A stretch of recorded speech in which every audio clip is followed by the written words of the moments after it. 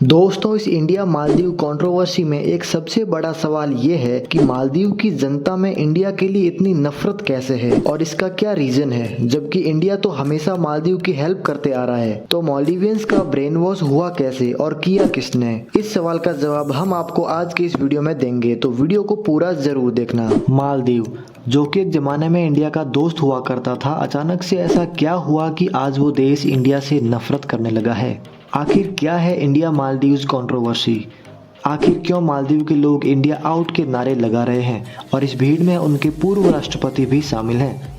आखिर क्यों मालदीव की रूलिंग पार्टी ने उन्हीं के 3 पॉलिटिशियंस को अपनी पार्टी से बाहर कर दिया? आइए इस कहानी को शुरू से समझते हैं। दोस्तों, क्या हो अगर मैं कहूं कि मालदीव देश एग्जिस्ट ही इंडिया की वजह से करता है? जी हाँ, बिल्कुल सही सुना आपने। चाहे मालदीव की डेमोक्रेसी की बात करें, चाहे इकोनॉमी की बात करें, चाहे जीडीपी की बात करें, इन सब में इंडिया का सबसे बड़ा हाथ रहा है। अगर भारत ने मालदीव की मदद नहीं की होती तो मालदीव में लोकतंत्र ही नहीं होता। दोस्तों, बात है 1988 की, जब मालदीव के प्रेसिडेंट थे मोमून अब्दुल गयूम। तब वहाँ का एक बिजनेसमैन था जिसका नाम था अब्दुल्ला लुतुफी। उसके पास अच्छा खासा पैसा और पावर था और वो मालदीव सरकार से बगावत करके प्रेसिडेंट को बंदी बनाकर मालदीव पर अपना कब्जा करना चाहता था। और इस काम के लिए उसने श्रीलंका के एक फेमस ग्रुप LTTE से काफी लोग भी बुलाए थे। इन सब के साथ मिलकर लुतुफी ने मालदीव सरकार को घेरने का 3 बार प्रयास किया। पहले 2 प्रयासों 1980 और 1983 में तो वो फेल हो गया, लेकिन जब 3 नवंबर 1988 को लुतुफी ने तीसरी बार प्रयास किया, तब वो अपने मिशन में सफल रहा और मालदीव के सभी सरकारी दफ्तरों और राष्ट्रपति भवन पर भी अपना कब्जा कर लिया।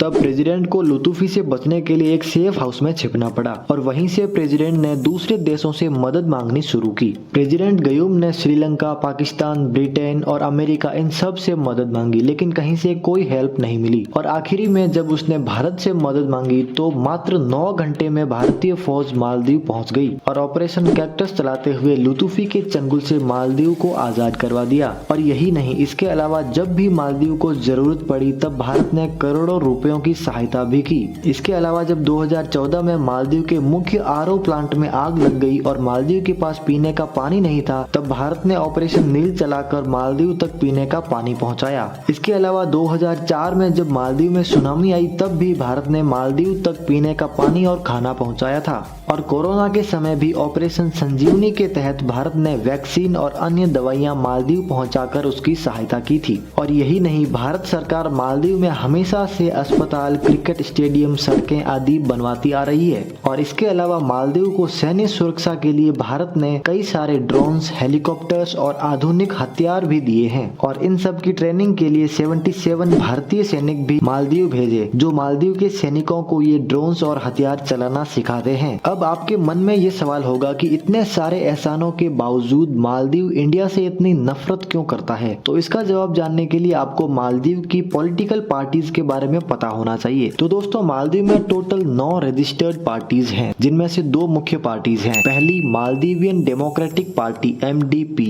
और दूसरी है progressive party of Maldives PPM। MDP पर हमेशा से प्रो इंडिया होने का आरोप लगता आ रहा है और दूसरी बड़ी पार्टी PPM पर प्रो चाइना के आरोप लगते आ रहे हैं। साल 2008 में MDP के लीडर मोहम्मद नशीद राष्ट्रपति चुनाव जीतकर मालदीव के राष्ट्रपति बनते हैं, जो कि प्रो इंडिया पार्टी से थे। तो ये राष्ट्रपति बनने के बाद इंडिया के साथ Indo Maldives defence act sign करते हैं। इस एक्ट का मोटिव ये था कि इंडिया और मालदीव भारतीय महासागर में चीन की दखल अंदाजी पर नजर रख सकेंगे। और इसी एक्ट के तहत इंडिया ने मालदीव में एक एयरफोर्स हेलीपैड स्टेशन भी बनाया था, जहाँ से ड्रोन्स और हेलीकॉप्टर्स के माध्यम से नजर रखी जा सके। और इस हेलीपैड से इंडिया और मालदीव्स दोनों का फायदा था। इंडिया चाइना की गतिविधि पर नजर रख सकता था और मालदीव इसे इमरजेंसी में एयर एम्बुलेंस सर्विस के लिए भी यूज कर सकता था। अब इस एक्ट पर साइन करते ही अपोजिशन पार्टी PPM ने MDP के खिलाफ एक प्रोपेगेंडा स्टार्ट कर दिया कि प्रेसिडेंट नशीद हमारे मालदीव की संप्रभुता और अखंडता के विरुद्ध एक्ट साइन कर रहे हैं। और ये बात थी 2009 की। इस प्रोपेगेंडा से मालदीव की जनता पर कोई खास फर्क नहीं पड़ा, पर जब साल 2010 में प्रेसिडेंट नसीद ने माले इंटरनेशनल एयरपोर्ट के रिनोवेशन का कॉन्ट्रैक्ट एक इंडियन कंपनी कॉर्पोरेशन जीएमआर को दिया, तब जीएमआर कंपनी ने ये कॉन्ट्रैक्ट बीओटी मॉडल यानी बिल्ड ऑपरेट ट्रांसफर मॉडल पर लिया था। इस बीओटी मॉडल का मतलब ये होता है कि जो प्राइवेट कंपनी ये कॉन्ट्रैक्ट लेती है वो अपने पैसे लगाकर इसे कंस्ट्रक्ट करती है और फिर जब वो प्रोजेक्ट कंप्लीट हो जाता है तब वो प्राइवेट कंपनी उस प्रॉपर्टी को लीज पर ले लेती है और जब वो अपना लगाया हुआ पैसा और प्रॉफिट वहां से कलेक्ट कर लेती है तब उसे रिलीज कर देती है। जैसे हमारे इंडिया में टोल प्लाजा होते हैं जिसमें प्राइवेट कंपनीज रोड मेंटेन करती है और इसका पैसा वो टोल प्लाजा लगाकर कलेक्ट करती है। इसी तरह से जीएमआर कंपनी ने मालदीव गवर्नमेंट से माले एयरपोर्ट का कॉन्ट्रैक्ट लिया और उसे रिनोवेट किया और फिर एयरपोर्ट से आने वाले पैसे को कलेक्ट करना शुरू किया। अब इस कॉन्ट्रैक्ट को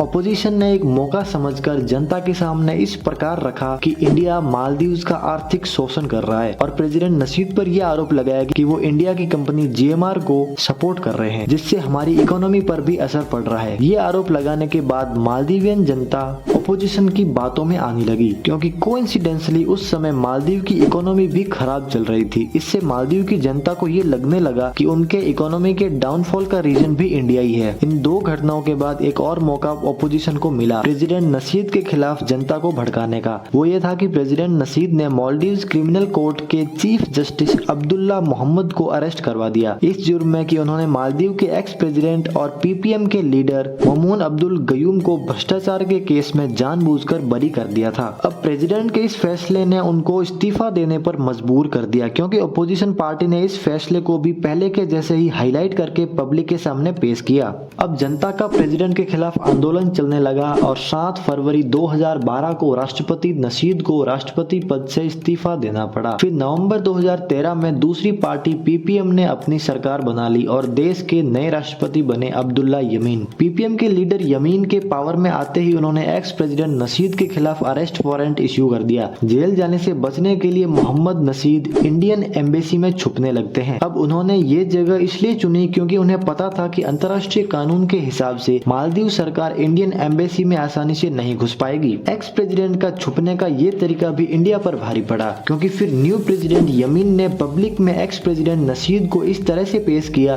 कि ये देखो इंडिया हमारे देश के अंदरूनी मामलों में भी दखलंदाजी कर रहा है। अब इस घटना से मालदीवियन जनता में इंडिया के खिलाफ नफरत और ज्यादा बढ़ गई और इसी बीच मालदीव के नए प्रेसिडेंट यमीन और चाइना के बीच नजदीकियां भी बढ़ने लगी। प्रेसिडेंट बनते ही अब्दुल्ला यमीन ने शी जिनपिंग को मालदीव बुलाया और हिंद महासागर में निगरानी के लिए अग्रीमेंट भी साइन किया जो अग्रीमेंट पहले इंडिया के साथ था और चाइना ने मालदीव को 150 करोड़ का कर्जा भी दिया और मालदीव से कुछ आइलैंड लीज पर ले लिए। इन सब के बाद मालदीव की जनता को पीपीएम का ये खेल समझ में आने लगा कि प्रेसिडेंट यमीन तो बस उनको चूना लगा रहे हैं और अगले राष्ट्रपति चुनाव 2018 में पीपीएम चुनाव हार जाती है और एमडीपी फिर से पावर में आ जाती है और इब्राहिम सोली देश के नए प्रेसिडेंट बनते हैं। अब क्योंकि एमडीपी सरकार प्रो इंडिया पार्टी थी तो प्रेसिडेंट इब्राहिम चाइना के साथ हुए सारे एग्रीमेंट कैंसिल कर देते हैं और इंडिया फर्स्ट पॉलिसी पर जोर देते हैं। एमडीपी के ये 5 साल बहुत ही अच्छे से गुजरते हैं, सब कुछ सही जा रहा होता है, लेकिन अगले राष्ट्रपति चुनाव जो कि 2023 में होने होते हैं तब के लिए पीपीएम के पास चुनाव जीतने के लिए एक ही प्रोपेगेंडा था कि जनता को इंडिया के खिलाफ भड़काओ। इसीलिए पीपीएम ने देश भर में इंडिया आउट की रैलियां निकाली और इंडिया के खिलाफ जनता को भड़काया और जनता पर इसका असर होने लगा। अब आपके मन में यह सवाल होगा कि जनता इतनी आसानी से पीपीएम की बातों में कैसे आ रही थी? तो इसका पहला कारण तो यह था कि मालदीव में 5.2 लाख की कुल आबादी है, उसमें से मात्र 2.8 लाख ही एलिजिबल वोटर्स हैं। अब इसमें से भी 1.6 लाख लोग ऑलरेडी किसी न किसी पार्टी के मेंबर्स हैं, मतलब वो जिस पार्टी के मेंबर हैं उसी को वोट करेंगे। अब पीछे बचे 1.2 लाख लोग जिन पर चुनाव का रिजल्ट डिपेंड करता है। अब 1.2 लाख लोगों को मैनिपुलेट करना काफी आसान रहता है। इसी बात का फायदा उठाते हुए 2023 का इलेक्शन पीपीएम जीत लेता है और अपनी सरकार बना लेता है और पीपीएम के लीडर मुइजू मालदीव के नए प्रेसिडेंट बनते हैं। राष्ट्रपति बनते ही मुइजू भारत से दूरियां बनाने लगते हैं क्योंकि उन्होंने तो अपनी सरकार ही इंडिया आउट के नारे लगाकर बनाई है और प्रेसिडेंट मुइजू उन 77 भारतीय जवानों को भी वहां से निकालने के लिए भारत पर दबाव बनाने लगते हैं। जो भारतीय जवान मालदीव के सैनिकों को हेलीकॉप्टर्स और ड्रोन्स चलाना सिखा रहे होते हैं। इसी के चलते हमारे देश के पीएम जब लक्षद्वीप के दौरे पर जाते हैं और लक्षद्वीप के टूरिज्म को प्रमोट करते हैं तो मालदीव को मिर्ची लग जाती है और क्योंकि मालदीव के लोग ट्विटर पर काफी ज्यादा एक्टिव हैं तो भारत के खिलाफ ट्वीट्स करना शुरू कर देते हैं। उसके बाद भारत के लोग जो एकता दिखाते हैं वो आप सबके सामने है।